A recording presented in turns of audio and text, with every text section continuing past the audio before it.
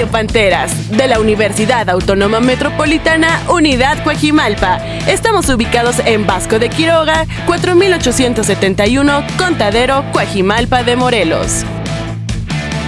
Hola, estamos aquí en otra emisión de Radio Panteras. Yo soy Sara. Yo soy Gabo. Y yo soy Emi. Y el día de hoy tenemos diferentes temas que tocar. Pero primero que nada, ¿cómo han estado? ¿Cómo les fue en su semana?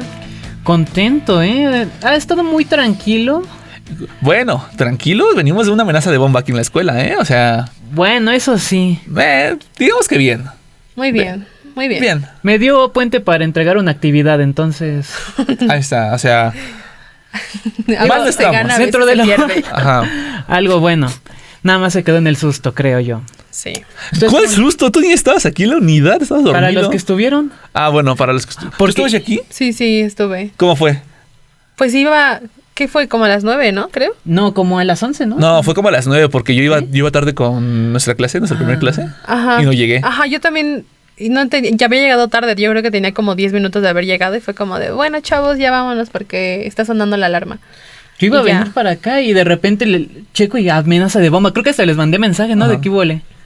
Y no, otra. Ya se les está haciendo costumbre, ¿no? Ya, yo digo que ya deberían de poner sus cámaras bien. No sé. Pero es que no sé cómo las detectan, o sea, es a lo que voy. Yo tampoco, se supone... De repente nada más evacúan, ¿no? Ya. Esta vez dijeron que unos chicos se encontraron, unas chicas en un baño y tocaron el botón de pánico y ya después alguien fue y ya fue como de, hay una carta y creo que es un artefacto, saquen a todos. Sí encontraron algo. Ajá, o sea, eso dijeron. Ok, wow. Eso dijeron, ¿cuándo dijeron? Pues creo que en las noticias. Hasta que salió en el canal 6, ¿no lo vieron? Puro canal 14, lo siento.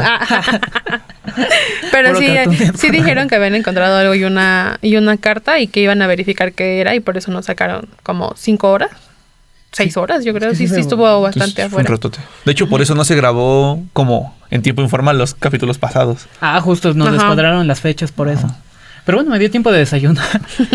Y ya semana 6. Ya semana 6, ya otras 5 semanas y ya se acaba el tri. Vamos a parpadear y ya. Se nos pasaron altas y bajas. Parte 1 ya entregado. ¿Ya pasaron altas y bajas? Ya, la pasada fue altas. Ajá, la semana 5 fue altas y bajas. Bajas, wow. Se fue volando esto, la verdad. Y uno con 5 páginas del PT nada más. ¿Dirían que porque estamos al final del tri, bueno, de la carrera, ya se nos va más rápido esto? Yo creo que sí, porque tenemos menos clases aparte. Ajá, yo creo que el hecho de que no tengamos un horario como estructurado de vienes toda la semana es como de, solo voy 2 días y las otras 2, otros días, pues ya. Nos volvemos a ver y que somos hoy semana 6. Es como de hoy es fin de semana para nosotros. Ajá, justo. Y ya, bueno, descanso. Bueno, inclusive para mí desde ayer, miércoles termina mi semana y ya... sí. Y dijeras, bueno, tengo clases de 8 a 2. No, terminan a las 10 de la mañana y ya ando fresquísimo. Wow. Terminan temprano. Bueno, nosotros a la 1, pero... Aún así, Sí, ya bueno, es que también diríamos que nuestro fin de semana también es más largo. O sea, es lo mismo al final. Él empieza antes y nosotros terminamos después. O sea, pero a gusto. Justo, o sea, prácticamente la mitad de la semana es fin de semana para nosotros. Uh-huh. Ajá, sí, prácticamente. Recuerdo que de chiquito yo decía, ¿cómo los fines de semana no pueden empezar desde el viernes y ahora no venimos 4 días? O sea, está bien chido. Se cumplió el sueño. Ajá. Pero el tiempo se va más rápido. Sí. ¿O tú lo sientes un poquito más pesado con el servicio? No, hasta eso yo creo que lo sentiría más pesado si viniéramos del diario. Okay. Porque la verdad cuando entro al servicio por ejemplo, los días que no venimos nosotros que son lunes, miércoles y viernes, me voy despertando a las 10, 11 para entrar a la 1. O sea, está bien relax. Pues es como si fueras en un turno vespertino en una primaria, ¿no? Ajá, sí. Ay, qué a gusto. ¿Tú, Sara, ya empezaste tu servicio? ¿Tienes pensado en hacerlo? No, ya lo tengo. Bueno, estoy en otro proyecto para las grabaciones, entonces ya lo tengo medio hecho y solamente como por llamado. Okay. Entonces, no me presiono los documentales, tanto. ¿Cierto? Ajá. Tienes toda la razón. Eres tu propia jefa. Qué a gusto. Qué a gusto. ¿Tú ya lo estás haciendo? Apenas entro el lunes. Ya el lunesito entro al servicio y ya se me acabó mis días de descanso. Ahora sí, de lunes a viernes. No inventes. De 3 a 7. Entonces, sí, ya tenemos esta sensación de que vamos de salida, ¿no? Exacto. Sí. Pero bueno, dinos, Sara, ¿de qué va a tratar este programa? Pues en este programa vamos a entrevistar a el profesor Jacinto, que también tuvo un premio nacional de periodismo y nos va a comentar un poco sobre la situación que pasó el domingo sobre el Mencho. Sí, el Mencho. Sí. Y todo lo relacionado con eso, porque vaya que estuvo pesado y fue un momento difícil para México. Pues no se despeguen porque a continuación los dejamos con el profesor Jacinto. Quédense aquí en Radio Panteras. Estás escuchando Radio Panteras, de la Universidad Autónoma Metropolitana, Unidad Coajimalpa. Estamos ubicados en Vasco de Quiroga, 4871, Contadero, Coajimalpa de Morelos. Hola, ¿qué tal, chicos? Estamos aquí, no cuenta, en Radio Panteras. Estamos con un invitado muy especial. Vamos a dar una entrevista aquí al maestro Jacinto Rodríguez Munguía. Aquí es periodista, investigador, escritor y columnista. Trabajó para medios como El Universal, El Reforma, Revista Proceso y es uno de los fundadores de Revista Milenio y Milenio Diario. Fue ganador del Premio Nacional, o más bien es ganador del Premio Nacional de Periodismo en la categoría de reportaje por su investigación titulada Toda la verdad sobre los vuelos de la muerte. ¿Y para qué vamos a hablar de en esta parte? Vamos a hablar sobre un acontecimiento que tuvo el día domingo 22 de febrero, el cual azotó una ola de violencia en gran parte en algunos estados del país. Muchísimas gracias, Oscar. Sí. Muchísimas gracias por la invitación. Agregaría, si me lo permites, que soy un profesor de esta unidad, UAM Coajimalpa, y que soy muy feliz y me genera mucha alegría formar parte de la planta de profesores, donde efectivamente platicamos constantemente de estos eventos, de estos momentos, y por tanto yo lo pondría, si me lo permites, Oscar, en 3 niveles, que tú ya los tienes muy claros, que ya los planteaste en las preguntas que me enviaste. 3 niveles que me parece que son fundamentales para atender un fenómeno. Primero, que es una de las pocas veces, como suele ocurrir en cualquier país, de las pocas veces que tenemos la oportunidad de ver un fenómeno en tiempo presente, y de ahí levantar varias capas de análisis. Uno, por supuesto, es para mí importantísimo la cobertura. Si hablamos de medios, si estamos en medios, estamos atendiendo cómo se trabaja la comunicación, cómo se procesa en un momento en que puedes mirarla tal cual, más allá de los libros, más allá de los análisis que vendrán, la estás viviendo. Entonces, una capa importantísima es cómo se cubrió y cómo el poder comunicó el fenómeno. ¿Cómo lo comunicó? ¿En qué falló? ¿En qué se tardó? Porque todo eso en el universo de la comunicación está contando. El otro nivel que me parece también interesante es el de la inteligencia. Exacto. Porque ahí quedan una cantidad de elementos no muy claros del nivel de inteligencia. Yo pongo nada más en la mesa un dato. ¿Dónde está el Centro Nacional de Inteligencia en este operativo? Porque no lo vimos por ningún lado. Uh-huh. Ahorita vemos algunas de las secciones de inteligencia de la Defensa Nacional, de la FGR. ¿Y dónde está el CNI? Y la tercera es el fenómeno en sí, ¿no? El personaje. Yo me estoy sorprendido de entrada por la capacidad organizativa y administrativa con la cual ya se mueven las organizaciones. Uh-huh. Es decir, hay educación ahí. Los narcos siguen yendo a las universidades porque ya tienen estructuras y métodos propios de gente que pasa por las universidades. Eso, bueno, ese elemento. Y no, de nuevo, muchas gracias por la invitación. No, Oscar. Gracias a ustedes Adelante. por venir acá a acompañarnos en esta sección. Y pues bueno, hablamos generalmente pues de Nemesio Ceguera Cervantes, alias el Mencho, que fue el líder del Cártel Jalisco Nueva Generación. Y pues una pregunta importante que yo quiero hacerle es que ¿cómo fue que este personaje, que tuvo una educación básica, ascendió y llegó a tener el control de una de las mayores organizaciones criminales en el mundo?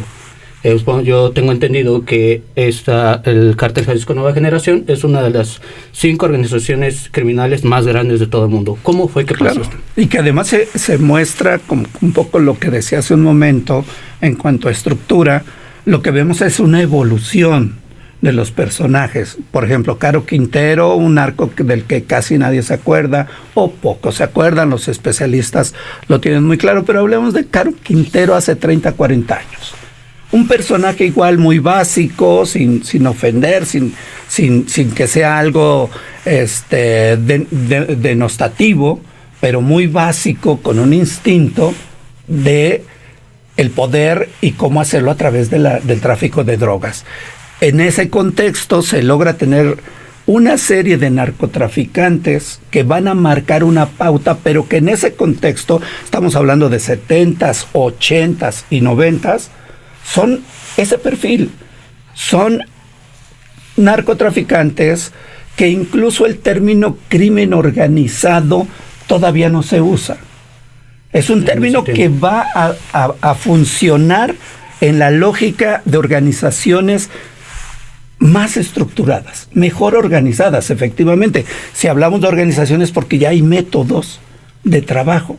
Ya no es espontáneo, ya no son las redes de Caro Quintero con ciertos grupos, sino se comienzan a especializar. Y yo creo que Mencho es un buen ejemplo para ver cómo evoluciona en el tiempo y en el espacio el narcotráfico. Ahora, ¿es solo él? Porque ahí la pregunta tendría que estar acompañada necesariamente de ¿es solo él el que evoluciona o es gracias a estructuras del Estado que hacen posible que estos personajes evolucionen? Claro, por supuesto. No solo en cuanto a organización, sino también en capacidad de decir, el mundo se globalizó. Por tanto, necesitamos extender nuestro terreno, nuestra influencia y nuestro control a todo el mundo. Sí. Pero para eso necesitamos entender al mundo. Como hacemos en las universidades, venimos a entender procesos de comunicación mundiales, etcétera. Ellos también. Y hay registros de que hijos de esos narcos de los últimos 20 años han estado en las mejores escuelas de Estados Unidos. Yale, Harvard, Princeton, las que quieras. ¿Qué van a estudiar? Administración. Porque se convierten en unos pequeños estados. Los criminales se convierten en unos pequeños estados que requieren de estos procesos administrativos para poder expandirse y para poder administrar la riqueza. Son pequeños estados. Si los miras, tienen todos los elementos con los que funciona un estado. Hoy se están publicando las listas de los personajes a los que les pagaban. Yo creo que faltan, las de verdad faltan. Claro, sí. Salieron las que estaban ahí. Las que necesitan ahorita darle a los medios para que los medios se relajen y no investiguen. Pero ahí ya ves nóminas, ya ves procesos digitales, computacionales. Dices, wow. Sí, es la evolución de alguien que no estudió, pero que su evolución va acompañada de una astucia, sin duda, una capacidad muy personal, ¿no? Ambición. Digo, se conjunta todo. Exacto. Pero la parte, ellos no existen. Astorga, ahorita me acuerdo del nombre de un analista estudioso de la UNAM, de muchos años, sobre el narco, muchos años, muy serio. Él ya traía la tesis desde hace por lo menos 20 años. Las organizaciones criminales, narcotráfico, no son sin el Estado formal. Para que esto exista, tiene que existir esto, que son los que los proveen de las facilidades para que ellos puedan funcionar. Y ahí es donde, pues sí, la siguiente pregunta es, ¿y dónde están los políticos, no? Porque ellos ya los identificamos, y los políticos, los que acompañaron esta evolución, en fin, bueno, son tantas preguntas, ¿no? Sí, exacto. Y justamente yo le quería hacer una pregunta sobre eso. ¿Nos puede explicar un poquito más sobre este proceso de infiltración del crimen organizado y el nivel de influencia que ha alcanzado en la política en los últimos años? Porque hemos tenido 3 gobiernos últimamente, ¿no? Y de todas las facetas que tuvimos del PAN, del PRI y ahorita de Morena, ¿no? Y entonces, ¿qué ha fallado o qué es lo que ha pasado para que estos, se ha permeado muchísimo la violencia, la corrupción, etcétera? Pero en estas etapas de gobierno, pues no ha habido cambios significativos. Y quisiera que habláramos un poquito de eso, ¿no? Sobre la filtración del crimen organizado y qué es lo que ha pasado generalmente. Yo creo que hasta cierto momento de la evolución del narcotráfico en México, podríamos hablar de infiltración, porque requiere, si el crimen organizado, o bueno, el narcotráfico en particular requiere de ciertos respaldos políticos para seguir, entonces dinero, en fin. Pero me parece que, visto como lo dices, gobiernos del PRI, gobiernos del PAN, gobiernos de Morena, y pareciera que la fórmula sigue funcionando igual. Exacto. Y si lo cambiamos, y si en lugar de que hoy digamos que el narcotráfico se infiltró, es al revés, y si los políticos son los que han infiltrado al narco, es decir, ¿quién necesita el dinero del narco? ¿Para qué quieren los políticos el dinero del narco? Pues para mantener el poder, para las elecciones, para las campañas. Yo creo que en algún momento sí hay una infiltración en el ejército. Hace 20 años se conocieron públicamente las grandes infiltraciones generales de alto nivel, pero ya estaban infiltrados desde antes. ¿No será que son los políticos quienes necesitan del narco, más que el narco de los políticos? En este momento, con la capacidad de poder económico, de movimiento, de organización, administrativo, ¿no será que los políticos son los que necesitan al narco y son los que los buscan en muchos momentos para poder gobernar? Vimos lo de Guerrero. Exacto. La gobernadora reuniéndose con la alcaldesa, reuniéndose con... ¿Quién busca a quién? Esa es una muy buena pregunta. ¿Quién necesita de quién para poder mantener su poder? El poder del narco, que es dinero. Lo suyo es dinero, por suerte. Claro. Por suerte, porque en Colombia su objetivo también era político y las cosas fueron de otro modo. Hoy acá solamente todavía es dinero. ¿Quién necesita más, el poder político o el poder del narco? Y creo que en este proceso que estamos viviendo iremos viendo hasta dónde se profundiza en cuanto a la información que tenía el narco de la relación con los políticos. Porque los políticos no van a decirlo nunca. No, claro, y nunca lo van a admitir, ¿no? Uh-huh. Y en dado caso, pues, esto ha sido como permisivo en algunos momentos y pienso que también se les salió de las manos, ¿no? Fue en algún momento que ya no pudieron tener el control de estos mismos. ¿Usted qué opina sobre eso? Siempre los gobiernos negocian. Esa es una realidad. Siempre lo van a negar, por supuesto. Pero tú no gobiernas si no negocias con los grupos de poder. Grupos de poder. Hoy tenemos al narco. Pero, a ver, ¿cómo negocian con el poder económico? Con los empresarios. O con el grupo religioso. Con los poderes con los que va a gobernar.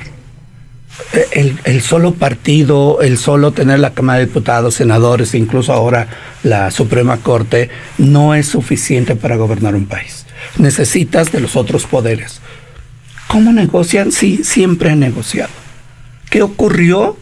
Se movió el contexto mundial. Llegó un personaje a Estados Unidos que entre sus política extraña, errática, lo que sea, puso como objetivo a los cárteles mexicanos. Pero ¿y si no los hubiera puesto? Si no hubiera habido esa presión internacional, particularmente de un personaje que tiene muchas, se debate mucho su forma de gobernar, estaríamos como el sexenio pasado. Ahí estarían.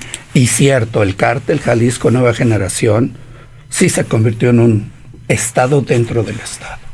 Veamos la capacidad que tenía, veamos la capacidad que tuvo de reacción, de respuesta. Y esto todavía no termina. Apenas comienza. En algunos momentos, por ejemplo, nosotros hablábamos de que la intervención, por ejemplo, del gobierno estadounidense, que tiene mucho que ver en esta captura, y en los temas de inteligencia que usted comentaba al principio de la entrevista, ¿cómo es que México, que un país que de cierta manera tiene los recursos para la captura de un capo de la droga, qué hace falta en nuestros temas de inteligencia que evitaría recurrir a la colaboración de Estados Unidos para llevar a cabo la captura de capos del narcotráfico. ¿Qué nos hace falta? ¿Qué es lo que nosotros tenemos que integrar ahí? Yo soy de la idea, resultado de algunos años de trabajar en archivos de espionaje, que México sí tiene la información, que los gobiernos mexicanos sí tienen la información para poder capturar a este tipo de grupos, que siempre la han tenido, pero esa información sirve como una forma también de negociación. Tienes la información de el Mencho, pero también tienes la información de sus esposas, o sus parejas, o sus novias, lo que sea, y luego tienes la información de la familia. O sea, son círculos, modelos de inteligencia que te van dando herramientas para saber en qué momento, si alguno de esos se sale lo capturas. Me arriesgo a apostar que la inteligencia mexicana lo sabía. La sección segunda de la Defensa Nacional, que es la área de inteligencia, el CNI, de la FGR también, estoy plenamente seguro que tenían la información, que desde hace mucho pudieron haberlo detenido. En donde lo localizaron, bueno, a veces uno va a meterse a peores lugares. Era un country club, ¿no? Buenísimo, difícil que no, pero bueno, manejan la información dependiendo de sus necesidades. Yo creo que hubo mucha presión, yo creo que no les quedó de otra, tanto que la manera en que reacciona todo este grupo el día de la detención parece estar fuera de control del Estado. Por suerte fueron solo eso, pero no hay pareciera que ocurrió la captura bajo presión, de tal manera que no tuvieron capacidad de movilizar a una gran cantidad del Ejército, de la Guardia Nacional, al lugar, a Jalisco, como para evitar lo que ocurrió, o a otras ciudades. Si ya tenían el plan desde hace tiempo, si ya estaba planeado, ¿por qué no hubo presencia? Son pequeños detalles, pero que sí me dan señales, a mí, en mi interpretación, me dan señales de que ya sabían, pero que hubo por ahí una presión mayor que los obligó a acelerarla. Ok. Justamente que bueno que usted me platica sobre eso, sobre las presiones que alteran de otros gobiernos hacia el gobierno mexicano, y justamente en estos tipos de temas políticos, sobre la presión de Donald Trump al gobierno mexicano para el combate al narcotráfico. ¿Cuál es su punto de vista sobre la amenaza de la intervención militar directa en el país, y así como las repercusiones económicas que esto tiene? Porque, por ejemplo, Trump platicaba o decía de que no les vamos a aplicar aranceles de tanto porcentaje, o vamos a cambiar términos del TEMEC, o vamos a hacer la intervención directa. En estos aquí, ¿cuál es el punto de vista que usted tiene con respecto a estos motivos? Yo creo que vamos a tener todavía varios años de presión. Si lo vemos en términos fríos, ha sido buena la presión en cuanto nos ha dejado ver a la sociedad el nivel de crisis que tenemos en cuanto al crimen organizado. Estamos pegados a las encuestas de Trump. Si Trump sube y está cómodo, de pronto nos deja en paz. Si comienzan a caer, como ocurrió en este fin de semana, que las encuestas hablaban en Estados Unidos de una caída en la percepción del presidente, en buena percepción, lo que vienen son agarrarse de México, presionar y hacer que reaccionemos. Hace unas semanas una llamada y les entregamos 90, o 70 o 90 presos del narcotráfico de altísimo nivel, y así ha sido. Eso, por un lado, me parece que es una política de Estados Unidos que siempre lo ha hecho, apoyarse en nosotros para dar una buena imagen hacia adentro de la nación de Estados Unidos, pero por otro lado sí deja ver este tipo de cosas, la capacidad de crecimiento y de evolución del narcotráfico en México, ¿no? Con Calderón estaban los Zetas. Uh-huh. Ahí hubo, y hay estudios que lo demuestran, de Sergio Aguayo y de otros analistas, que demuestran que hubo negociación de tal manera de que los chapos fueran los que se quedaran porque eran los menos sanguinarios y acabar con los zetas, ¿no? El asunto es que dejaron crecer ese, apoyaron a los chapos y se olvidaron del otro, de los pequeños, como el de Nemesio. Y lo que tenemos ahora es un gran poder. A Estados Unidos yo creo que lo sabe y tenían la información, igual que en México. No es posible que solo los aparatos de inteligencia sean buenos investigando a ciudadanos, porque así como tienen de ellos, seguro tienen de muchos ciudadanos que les son incómodos. ¿Dónde está toda la tecnología de inteligencia? ¿Dónde está todo el entramado que se ha construido en los últimos años en materia de inteligencia? Y que ahí ha estado el Mossad de Israel, etcétera. Creo que se tiene lo suficiente para hacerlo, pero no se quiere hacer. No se quiere. Vienen estas presiones y entonces, aunque no les guste, lo hacen. Pero yo veo más un no querer hacer que no poder hacer. Sí pueden, no quieren. Sería eso. Dice usted que hay algún tipo de que nosotros prácticamente reaccionamos nada más a la presión de algún tipo de gobierno extranjero y que nosotros no podemos de alguna manera, o más bien no queremos, como usted dice, reaccionar a este tipo de problemáticas que genera muertes día con día y que también tiene muchísimos efectos adversos tanto en la economía, en poderes políticos, en la sociedad, etcétera, ¿no? Eso es lo que usted nos comenta. Efectivamente, yo creo que el gobierno, el Estado mexicano tiene todas las herramientas y actualmente todos los niveles de gobierno alineados como para tener respuestas y ejercer acciones que lleven a desarmar este crimen organizado. Yo sí lo creo. O sea, entonces, ¿para qué se aprobó la creación de una Guardia Nacional con miles de elementos? ¿Para qué se le aprueban cada rato recursos a la Secretaría de la Defensa Nacional para aparatos de inteligencia? ¿Para qué se crean organismos exclusivos de inteligencia?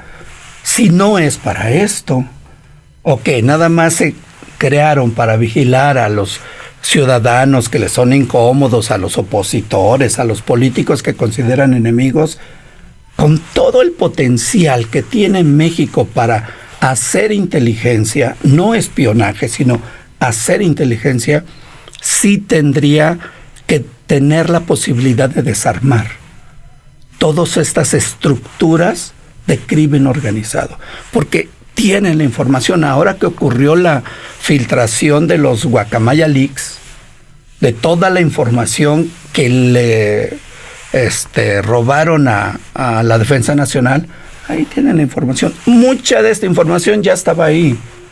El caso de la barredora en Tabasco, este grupo también que tenía relación con el cártel Jalisco, todo lo sabía ya la Defensa Nacional.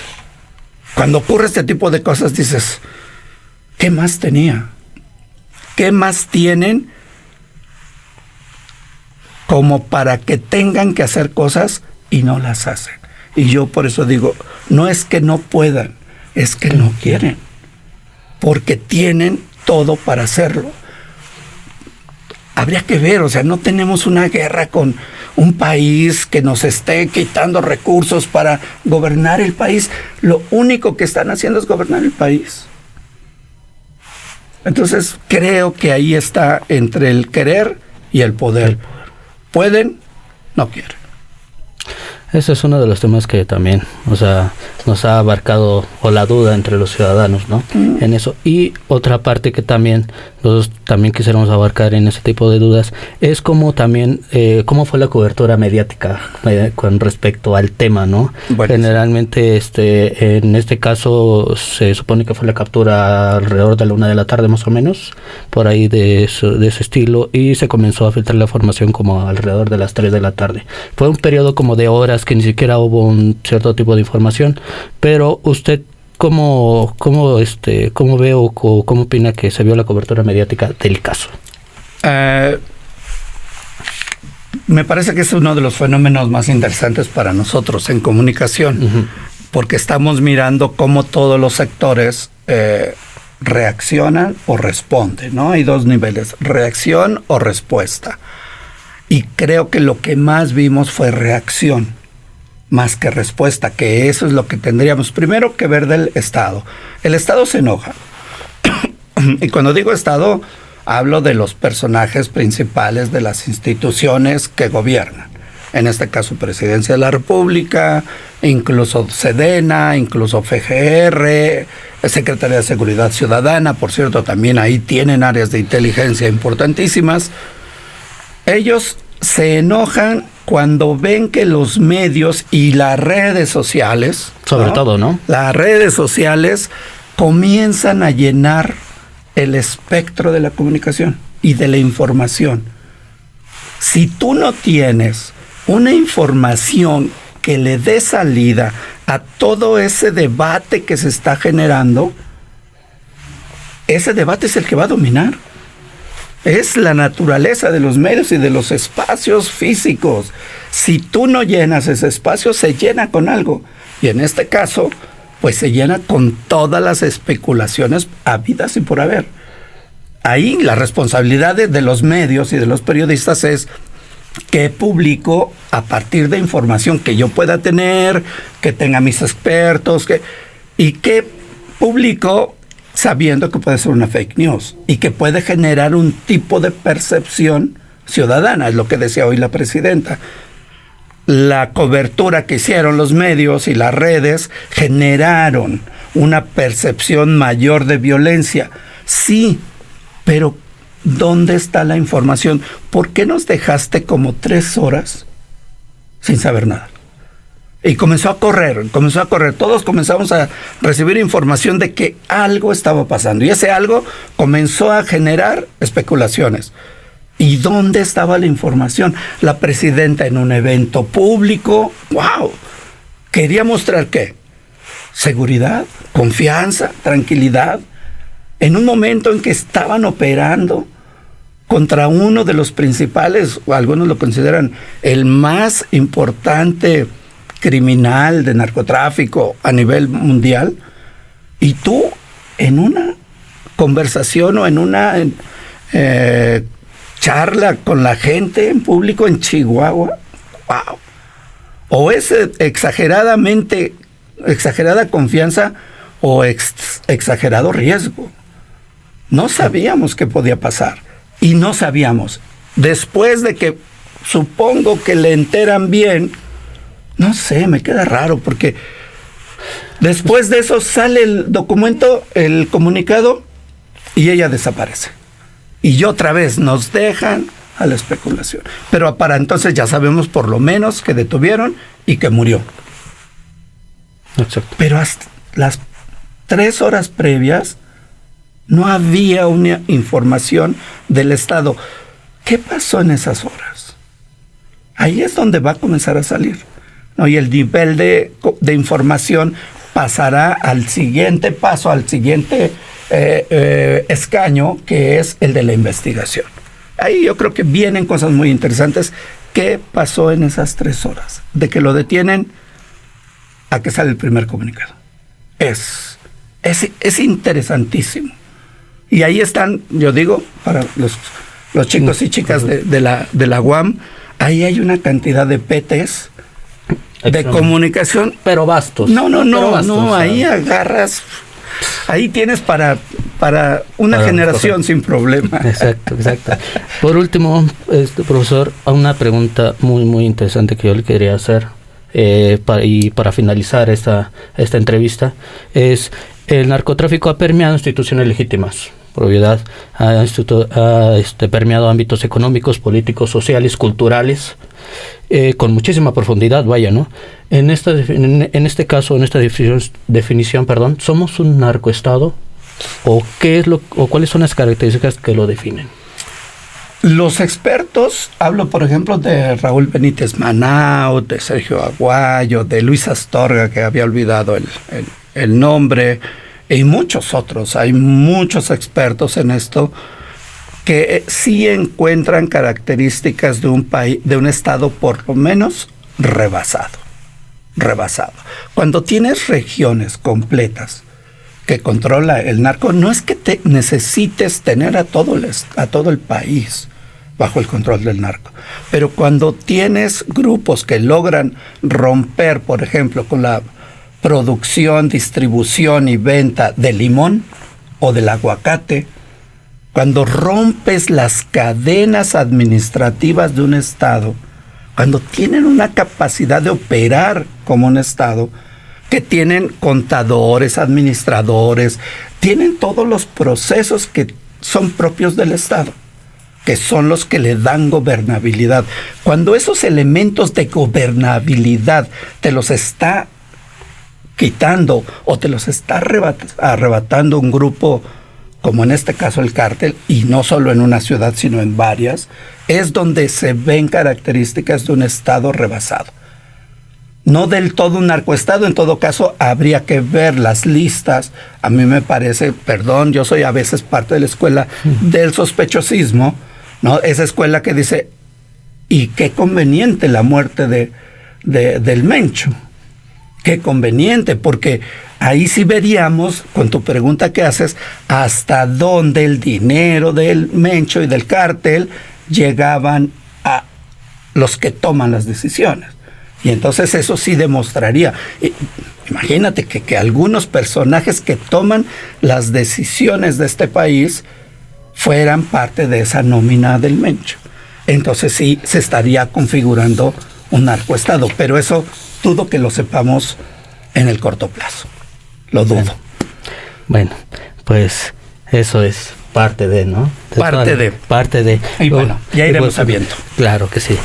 Pues le agradezco mucho, maestro Oscar, le agradezco muchísimo que haya estado en este espacio y que nos haya compartido su opinión y es su opinión más que nada sobre el tema. Muchas gracias. A sus órdenes. Gracias. Qué amable. ¿Quiere compartir algo, profesor, acerca de este acontecimiento más que nada? Pues o de usted mismo. No. Yo creo que hay que atenderlo. Yo invitaría a mis colegas en la universidad, también a mis colegas de los medios, pues están haciendo su chamba, harán cosas padrísimas, pero que debatamos con nuestros alumnos, en nuestras aulas, este tipo de temas desde las perspectivas que corresponden, ¿no? Pero tiene todo. Es un momento de análisis social que nos da para leer desde la antropología, la psicología, los medios, etcétera. Entonces, invitaría a que no dejemos a los alumnos en esas especulaciones y que les demos algunas piezas de análisis que les puedan servir, por lo menos para no especular tanto y que no reproduzcan tanta duda en las redes, ¿no? Claro. Eso. Sí, claro que sí.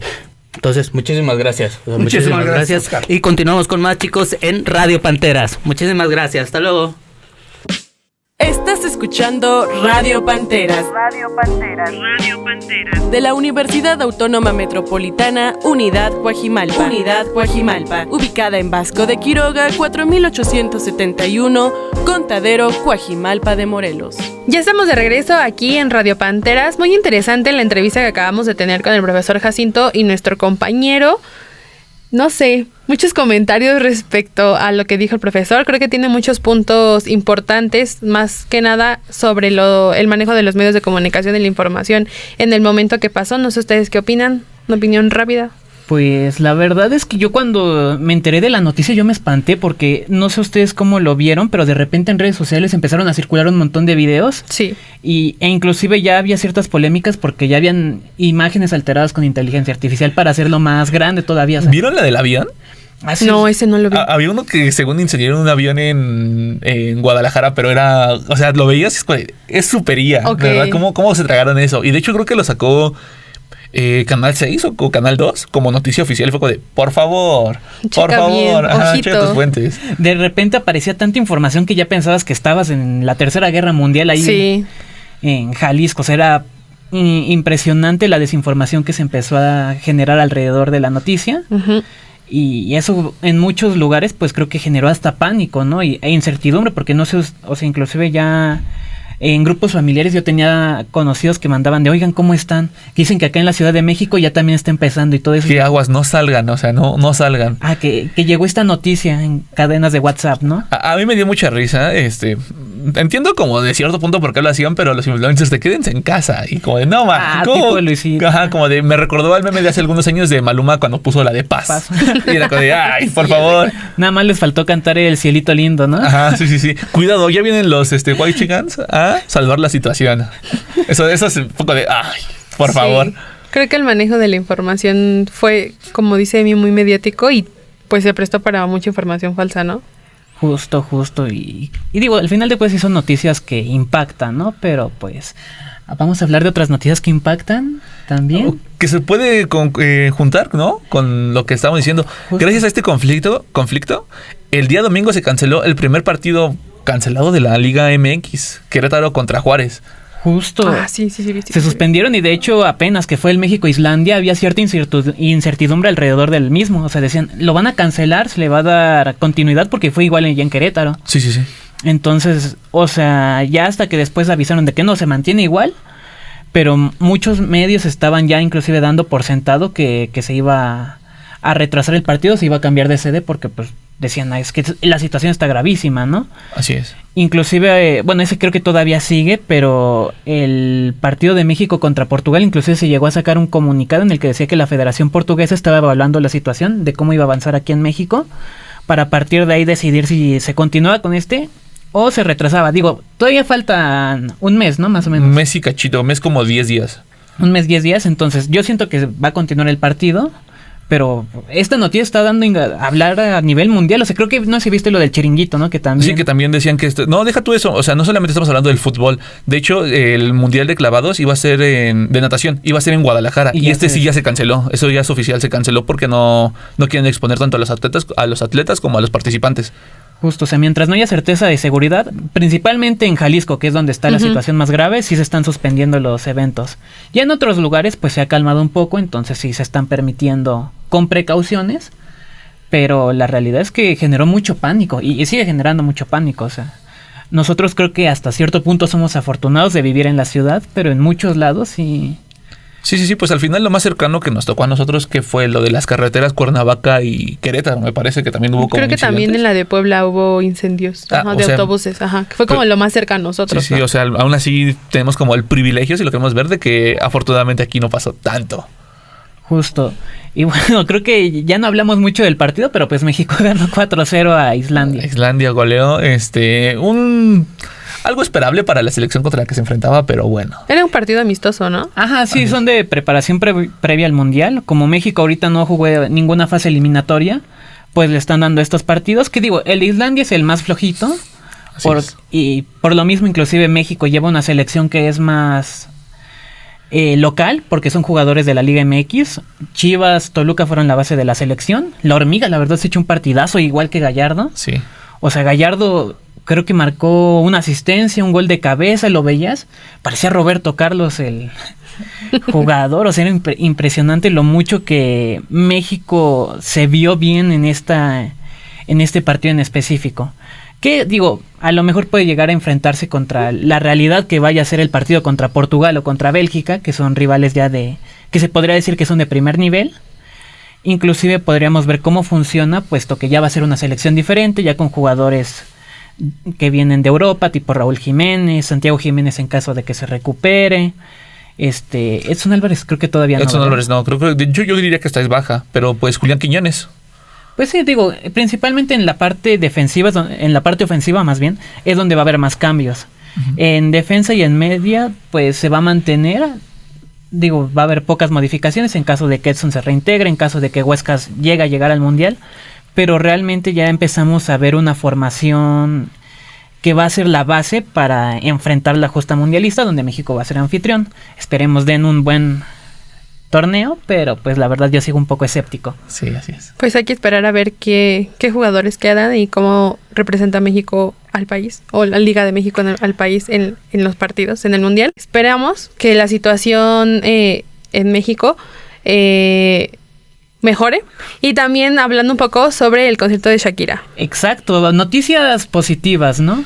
Pues, ya un poco, hay gente que una mirada más no le positiva gusta, ahorita. ¿no? Que se hagan ese tipo de conciertos masivos. Ajá. Digo, yo la verdad pues los disfruto, ¿no? Digo, es gratis al final de cuentas y creo que muchas veces puede ser una oportunidad para aquellos que no puedan pagar el pues boleto. pagar el boleto, ajá. Porque, por ejemplo, en el caso de Shakira, ¿no? O sea, la quieres ver tú a la altura, al piso, ¿no? Y te sale que en 2,000 pesos. 2,000 más pesos fue barato. poco, bro. Creo que estaban en Sí, 4. no. Ah, porque, por ejemplo, tuve un primo que fue el año pasado y le costó creo que 8,000, 9,000 pesos. Y siento yo que es un gasto que muchas veces uno no puede permitirse porque, pues, a ver, siempre estamos gastados. Entonces, por lo mismo creo que el que se abra este tipo de conciertos es una oportunidad para que muchos puedan disfrutar, o sea. Este es el primer concierto masivo del gobierno, ¿no? No, en el año anterior no hubo ninguno. Según yo sí, pero por ejemplo, no sé si los estoy confundiendo con los del Día de la Madre, creo que estuvo...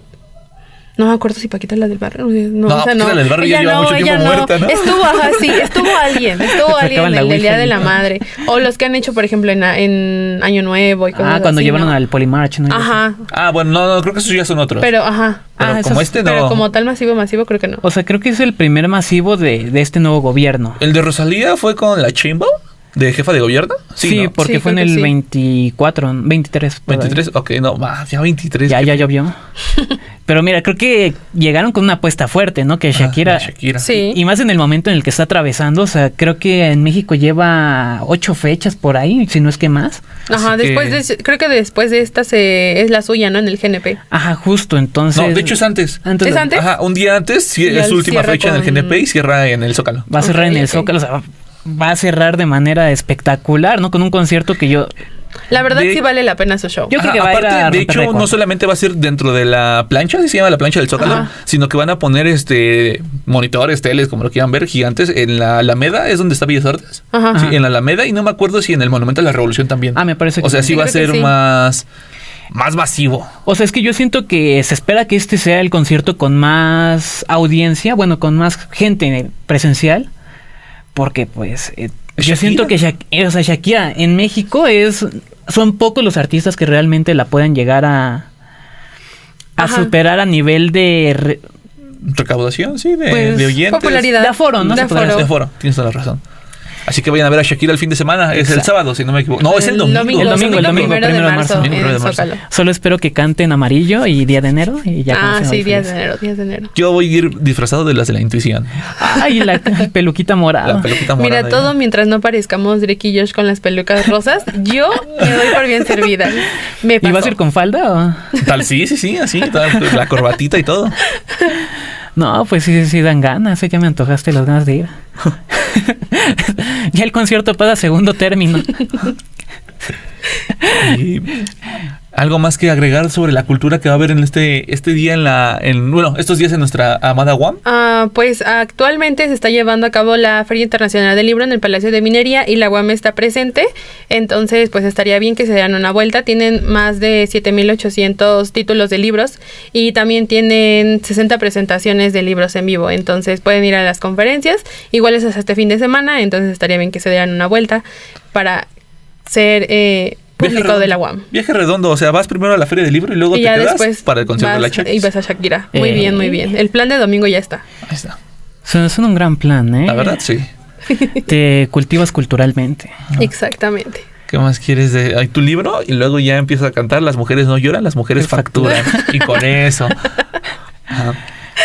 Pues esperemos que hagan un plan para el domingo. Nosotros ya les dimos una idea para que puedan ir. Esperemos que nos sigamos viendo en el próximo programa. Efectivamente. Y nada, Siempre es un gusto estar acompañándolos a ustedes. compartir Y, este bonito foro. exacto, también hay que agradecer siempre a la audiencia que está con nosotros. Muchas gracias, a los que nos productor. A ven. nuestro señor productor Edgar García, alias el Scrappy. Y Al todo el departamento al de Departamento de comunicación. Ciencias de la UAM. Comunicación Ajá. de la UAM. Y bueno, también hay que anunciar nuestras redes sociales, Instagram @ Radio Panteras UAMC. Y- El Gaboso Games, no. En mi Bitcoin y Sara. Sara, pum, ahí estamos. Un gusto haber compartido otra vez este espacio con ustedes, amigos. Igual. Nos Se vemos. nos cuidan. Se nos Ay. cuidan y nos vemos en otro capítulo Ey. de Radio Panteras. Rar. Rar. Radio Radio Panteras, de la Universidad Autónoma Metropolitana, Unidad Coajimalpa. Estamos ubicados en Vasco de Quiroga, 4871, Contadero, Coajimalpa de Morelos.